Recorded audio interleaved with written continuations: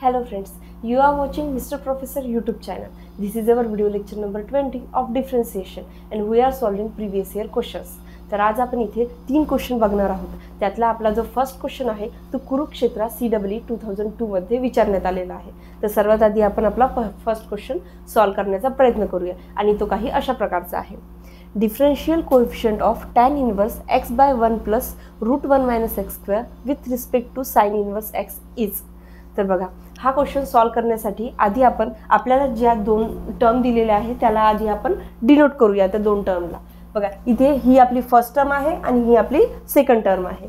तर आपण आपल्या फर्स्ट टर्मला y ने डिनोट करूया. बघा आपली फर्स्ट टर्म आहे tan inverse x by 1 plus root 1 minus x square आणि आपली सेकंड टर्मला आपण z ने डिनोट करूया. आपली सेकंड टर्म आहे sin इनवर्स x आणि आपल्याला या क्वेश्चन मध्ये काढायचं आहे dy by dz. ओके, तर dy by dz आपल्याला काढण्यासाठी आधी y आणि z ला डिफरन्शिएट करावं लागेल. तर इथे आधी डिफरन्शिएट करण्याआधी आपण या दोन्ही टर्म मध्ये x = sin θ पुट करूया. बघा पुट x = sin θ. आपण थीटाची व्हॅल्यू काढून घेऊया.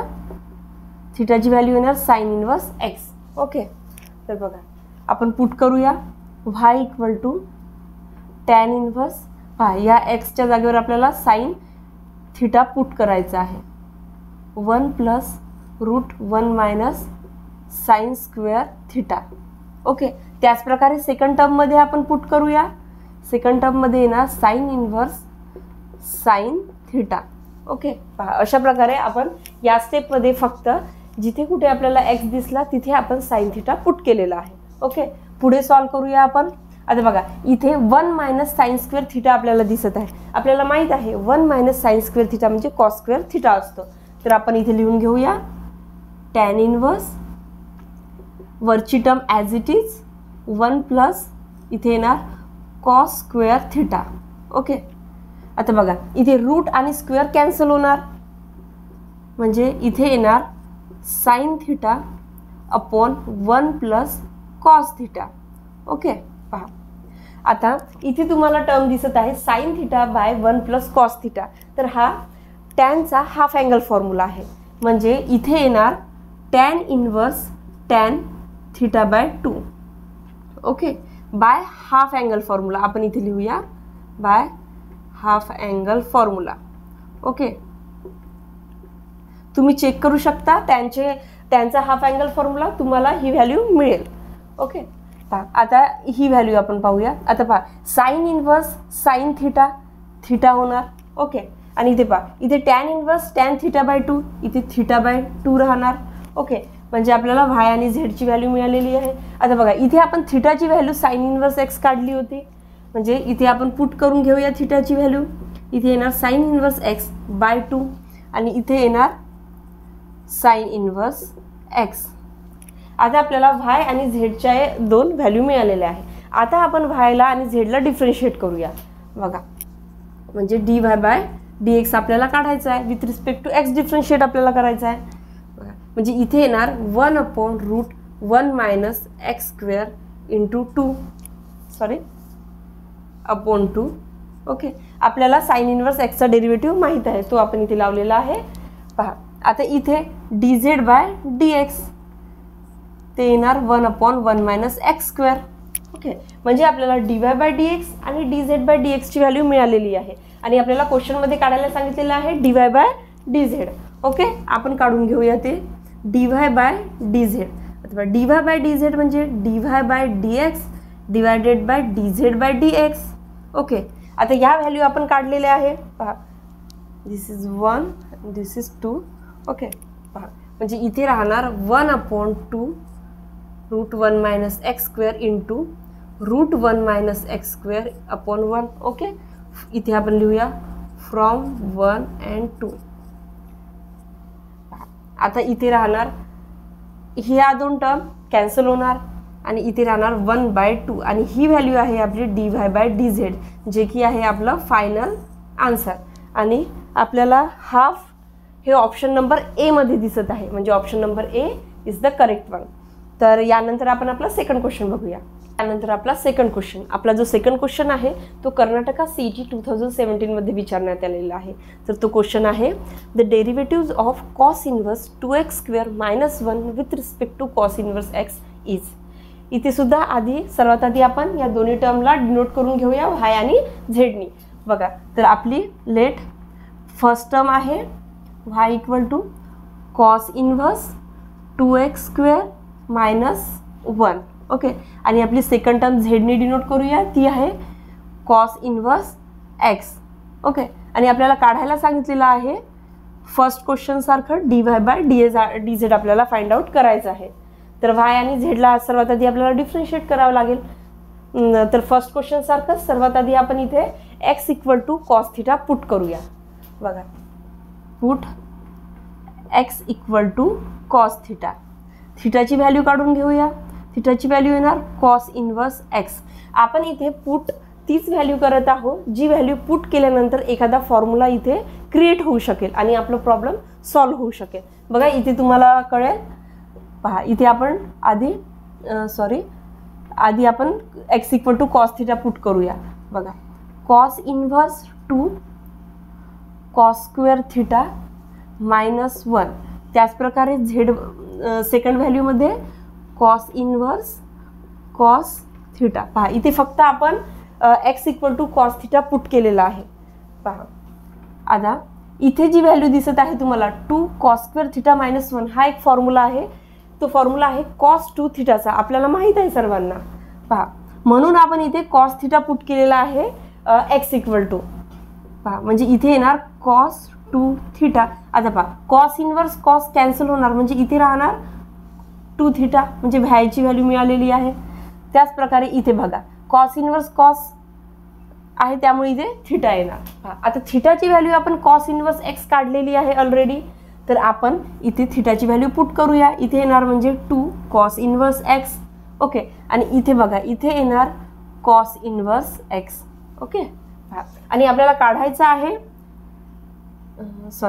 आता आपल्याला याचा डेरिव्हेटिव्ह काढावा लागेल. ओके, y आणि झेडचे व्हॅल्यू आपल्याला इथे मिळालेले आहे. तर सर्वात आधी आपण इथे काढूया dy/dx.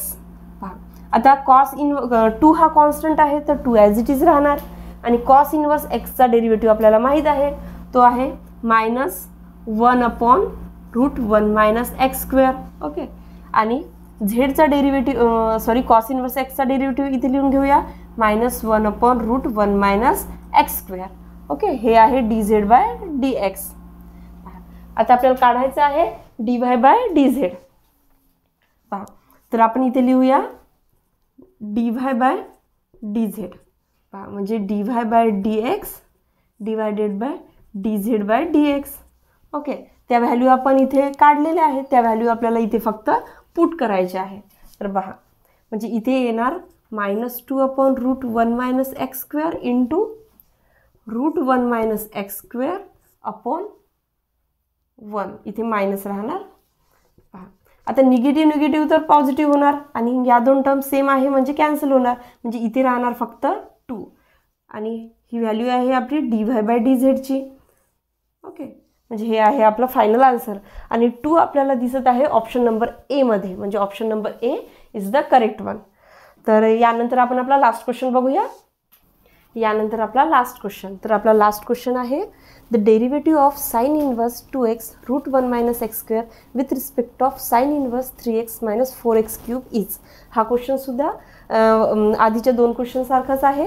तर सर्वात आधी आपण याला y आणि झेडने डिनोट करूया, ज्या दोन टर्म आपल्याला दिलेल्या आहे. तर बघा, लेट आपली फर्स्ट टर्म आहे साइन इन्व्हर्स 2x √1 - x² आणि सेकंड टर्म आहे sine inverse 3x - 4x³. Okay, आणि आपल्याला काढायचं आहे dy/dz. पहा, ओके, पहा इथे आधीच्या प्रॉब्लेम सारखंच y आणि झेडचा आधी आपल्याला डेरिव्हेटिव्ह काढावा लागेल. त्याआधी आपल्याला इथे पुट करावा लागेल. बघा इथे सुद्धा तुम्हाला ही झेडची व्हॅल्यू बघितली तुम्ही तर तुम्हाला लक्षात येणार की इथे तुम्हाला दिसत आहे 3x - 4x क्यूब. जर तुम्ही इथे एक्सच्या जागेवर साइन थिटा पुट केला तर तुम्हाला तिथे साइन 3 थिटाचा फॉर्म्युला दिसेल क्रिएट झालेला. तर त्यामुळे आपण इथे x = साइन थिटा पुट करत आहोत, ना की कॉस थिटा. ओके, बघा तुम्हाला इथे लक्षात येणार पुढे पहा, put x = sine theta. Okay, थिटाची व्हॅल्यू आपण काढून घेऊया. थिटा = साइन इनवर्स x होणार. ओके, पहा y = sine inverse 2 sine theta √1 - sine square theta. Okay, जिथे कुठे x आहे तिथे आपण साइन थिटा पुट करत आहोत. त्याच प्रकारे आपण सेकंड टर्ममध्ये सुद्धा करूया. 3 sine theta -4 sine cube theta. बघा इथे बघा, इथे तुम्हाला दिसत आहे 1 - साइन स्क्वेअर थिटा, म्हणजे ती टर्म होणार कॉस स्क्वेअर थिटा. बघा sign inverse 2 sine theta × √cos square theta. Okay, पहा आता रूट आणि स्क्वेअर कॅन्सल होणार, म्हणजे इथे राहणार 2 साइन थिटा × cos थिटा. आता बघा इथे तुम्हाला 2 साइन थिटा × cos थिटा दिसत आहे. आता 2 साइन थिटा × cos थिटा म्हणजे साइन 2 थिटा असतो, आपल्याला माहीत आहे. म्हणजे ही जी टर्म आहे ही साइन 2 थिटाचा फॉर्म्युला आहे. ओके, बघा आता पहा त्याच प्रकारे ही टर्म बघूया आपण. इथे बघा, इथे तुम्हाला हा 3 sine theta -4 sine cube theta हा साइन 3 थिटाचा फॉर्म्युला आहे. म्हणजे इथे आपण डायरेक्टली ब्रॅकेटमध्ये साइन 3 थिटा लिहू शकतो. आता पुढे पहा, साइन इनवर्स आणि साइन कॅन्सल होऊन इथे राहणार 3 थिटा. ओके, आणि इथे सुद्धा राहणार 2 थिटा. म्हणजे y आणि झेडची व्हॅल्यू आपल्याला इथे मिळालेली आहे. आता आपल्याला काढावं लागेल y आणि झेडचा डेरिव्हेटिव्ह, म्हणजे dy/dx आपल्याला काढावं लागेल. त्याआधी आपण इथे थिटाची व्हॅल्यू पुट करूया. इथे येणार 2 साइन इनवर्स x. ओके, आणि इथे येणार 3 साइन इनवर्स x. ओके, पहा आता याचा डेरिव्हेटिव्ह आपण काढूया.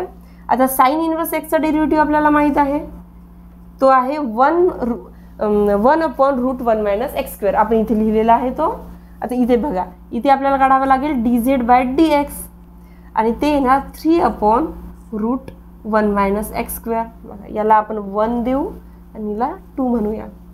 आणि आता आपल्याला काढायचं आहे dy/dz, म्हणजेच dy/dx /dz/dx. ओके, त्याचे व्हॅल्यू आपण काढलेले आहे, ते आपण लिहून घेऊया. म्हणजे इथे येणार 2/√1 - x² × √1 - x² 3.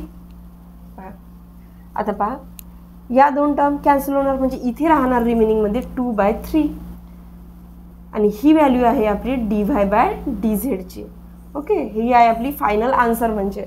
आणि 2/3 आपल्याला दिसत आहे ऑप्शन नंबर ए मध्ये, म्हणजे option number A is the correct one.